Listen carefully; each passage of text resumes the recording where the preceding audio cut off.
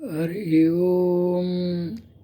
ಗುರುಬ್ರಹ್ಮ ಗುರುರ್ವಿಷ್ಣು ಗುರುದೇವೋ ಮಹೇಶ್ವರ ಗುರು ಸಾಕ್ಷಾತ್ ಪರಬ್ರಹ್ಮ ತಸ್ಮೈ ಶ್ರೀ ಗುರುವೇ ನಮಃ. ಗುರುವೇ ಸರ್ವವಿದ್ಯಾನಾಂ ವಿಷಯ ಭೂರೋಗಿಣಾಂ ನಿಧಿಯೇ ಸರ್ವವಿದ್ಯಾನಾಂ ದಕ್ಷಿಣಾಮೂರ್ತಯೇ ನಮಃ. ಪ್ರಣೋ ದೇವಿ ಸರಸ್ವತಿ ವಾಜಭಿರ್ವಚನೀಪತಿ ಧೀನಾಮ ವಿಚ್ಯುವತು ಆನೋ ದಿವೋ ಬೃಹತಃ ಪರ್ವತಾದ ಸರಸ್ವತಿ ವಾಗ್ದೇವ್ಯೇ ನಮಃ. ಮಹಾಗಣಪತಿಯೇ ನಮಃ. ಈಗ ಜ್ಯೋತಿಷ್ಯದ ವಿಷಯದಲ್ಲಿ ಕೆಲವೆಲ್ಲ ಹೇಳಬೇಕು ಅಂತ ಮನಸ್ಸು ಬಂದಿದೆ.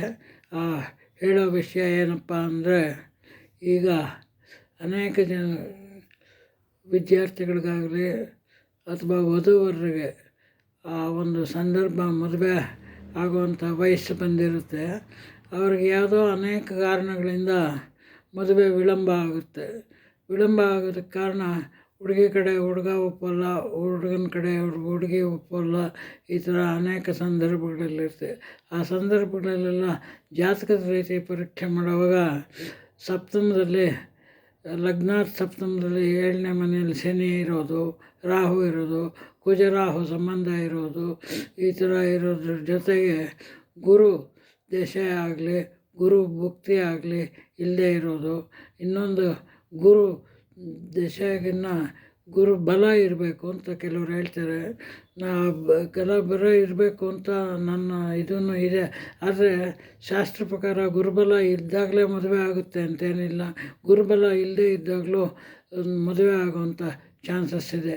ಆ ಗುರು ಹೇಗಿರಬೇಕು ಅಂದರೆ, ಗುರು ಲಗ್ನಕ್ಕೆ ಬರಬೇಕು, ಅಥವಾ ಸಪ್ತಮದಲ್ಲಿರಬೇಕು, ಅಥವಾ ಶುಕ್ರ ಜಾತಕದಲ್ಲಿ ಎಲ್ಲಿದ್ದಾನೋ ಅಲ್ಲಿ ಸಂಯೋಗ ಆಗಬೇಕು. ಇಲ್ಲೇ ಅವರೇ ಚಂದ್ರನ ಜೊತೆ ಸಂಯೋಗ ಆಗಬೇಕು. ಅಥವಾ ಲಗ್ನದಿಂದ 2ನೇ ಮನೆಗೆ ಬಂದಾಗ, 11ನೇ ಮನೆಗೆ ಬಂದಾಗ, ಲಗ್ನದಿಂದ ರಾಶಿನಿಂದ ಅಲ್ಲ, ಇಂಥ ಸಮಯಗಳೆಲ್ಲ ಮದುವೆಗಳಾಗುತ್ತೆ. ಅಂಥ ಮದುವೆಗಳಲ್ಲಿ ಕುಜದೋಷನೂ ಒಂದು ಕಾರಣ ಇದೆ ಅಂತ ಹೇಳ್ತಾರೆ. ಕುಜದೋಷಕ್ಕೆ ಕಾರಣ ಏನು ಅಂದರೆ, ಅನೇಕ ಕುಜದೋಷಕ್ಕೆ ಎಲ್ಲರೂ ಅಲ್ಲಿ ಹೋಗಿ ಇಲ್ಲಿ ಬಂದು ಅಂತ ಹೇಳ್ತಾರೆ. ಕುಜದೋಷಕ್ಕೆ ಸಿಂಪಲ್ಲಾಗಿರೋದೇ ಮನೆಯಲ್ಲೇ ಮಾಡಿಕೊಳ್ಳುವಂಥದ್ದು ಇದೆ.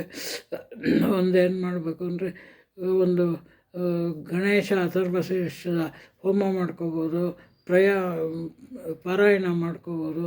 ಈ ರಾಹು ಇದ್ದರೆ ದುರ್ಗಾ ಪಾರಾಯಣ ಮಾಡ್ಕೋದು, ದುರ್ಗಾದೇವಿ ದೇವಸ್ಥಾನಕ್ಕೆ ಹೋಗೋದು.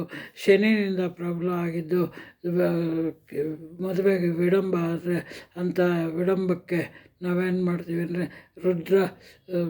ಈಶ್ವರ ದೇವಸ್ಥಾನದಲ್ಲಿ ರುದ್ರಾಭಿಷೇಕ ಮತ್ತು ರುದ್ರ ಕ್ರಮಾರ್ಚನೆ ಬಿಲ್ಪತ್ರೆಯಿಂದ ಮಾಡಿಸಿ ರುದ್ರ ಪಾರಾಯಣ ಮಾಡಿಸಿದ್ರು ಆಗುತ್ತೆ. ಇಂಥ ಅನೇಕ ಸಣ್ಣ ಸಣ್ಣ ಕೆಲಸಗಳಿದೆ. ಹೋಮಗಳೇ ಮಾಡಬೇಕು ಅಂತೇನಿಲ್ಲ. ಹೋಮಗಳು ಮಾಡಿದ್ರು ಆಗುತ್ತೆ ಅಂತ ಹೇಳ್ತೀವಿ. ಆದರೆ ಹೋಮ ಮಾಡಬೇಕಾದ್ರೆ ಸ್ವಲ್ಪ ಜಪಾನ ಮಾಡಬೇಕಾಗುತ್ತೆ. ಅದಕ್ಕಿಂತ ಈಸಿ ಸಮರ್ಥವಾದ್ದು ಹಳಬರು, ನಮ್ಮ ಹಿಂದಿನ ಋಷಿಗಳು ಕೆಲವು ಸಣ್ಣ ಪಟ್ಟ ಕೆಲಸಗಳು ಹೇಳಿದ್ದಾರೆ, ಅದನ್ನು ಮಾಡಿಕೊಂಡ್ರೆ ಸಾಕು ಅಂತ ಹೇಳ್ತಾರೆ.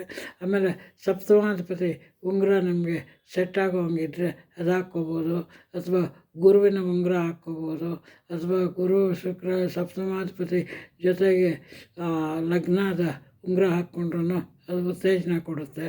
ಉತ್ತೇಜನ ಕೊಟ್ಟಾಗ ಇದು ಮದುವೆಗೆ ಸಾಂಪ್ರದಾಯಿಕವಾಗಿ ಬರುತ್ತೆ. ಇದಲ್ಲದೆ ದಶಾಭುಕ್ತಿಗಳು ಕೂಡ ಕಾರಣ ಇರುತ್ತೆ.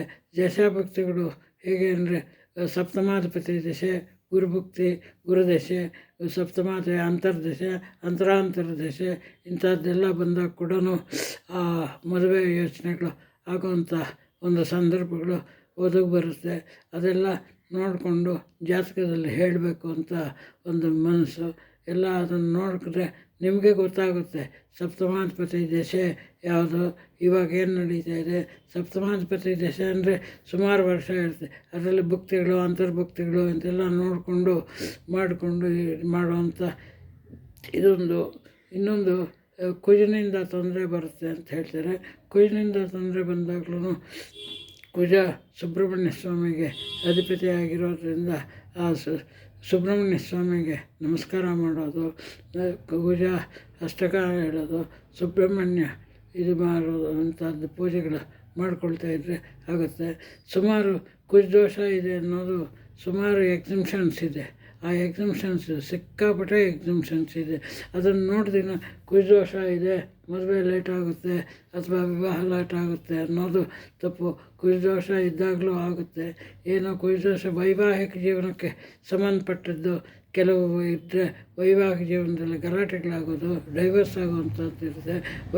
ಕೆಲವು ಕುಜದೋಷಗಳು ವೈವಾಹಿಕ ಜೀವನಕ್ಕೆ ಬೇರೆ ಏನೂ ತೊಂದರೆ ಇರೋಲ್ಲ. ಅಥವಾ ಹುಡುಗನ ವಿಷಯದಲ್ಲಾಗಲಿ ಅಥವಾ ಹುಡುಗಿ ವಿಷಯದಲ್ಲಾಗಲಿ ಕುಜದೋಷ ಇದೆ ಅಂದರೆ ವೈವಾಹಿಕ ಜೀವನಕ್ಕೆ ಅಲ್ಲ, ಅವ್ರದ್ದು ಮಾತಿನ ಸ್ವಲ್ಪ ಜೋರಾಗಿರುತ್ತೆ, ಕೋಪ ಜಾಸ್ತಿ ಬರುತ್ತೆ, ಬಿರುಸಿನ ಚಟುವಟಿಕೆ ಇರುತ್ತೆ, ಅದರಿಂದ ಕೋಪಗಳು ಬರುವಂಥ ಸಂದರ್ಭಗಳು ಇರುತ್ತೆ. ಇಂಥ ಅನೇಕ ಇರೋದರಿಂದ ಅದನ್ನೆಲ್ಲ ಪರಿಹರಿಸ್ಕೊಂಡು ನೀವು ಇವತ್ತು ನೋಡ್ಕೋಬೇಕು. ಎಲ್ಲರೂ ಜಾತಕ ನೋಡಿಕೊಂಡು ಮದುವೆ ಮಾಡಿಕೊಳ್ಳಿ, ಆರಾಮಾಗಿ ಆರೋಗ್ಯವಾಗಿರಿ ಅಂತ ಹೇಳ್ತಾ ಇವತ್ತಿನ ಕಾರ್ಯಕ್ರಮನ ಇವತ್ತಿಗೆ ನಿಲ್ಲಿಸಿ. 25 ಜನ ಸುಖಿನೋ ಭವಂತು. ಎಲ್ಲರಿಗೂ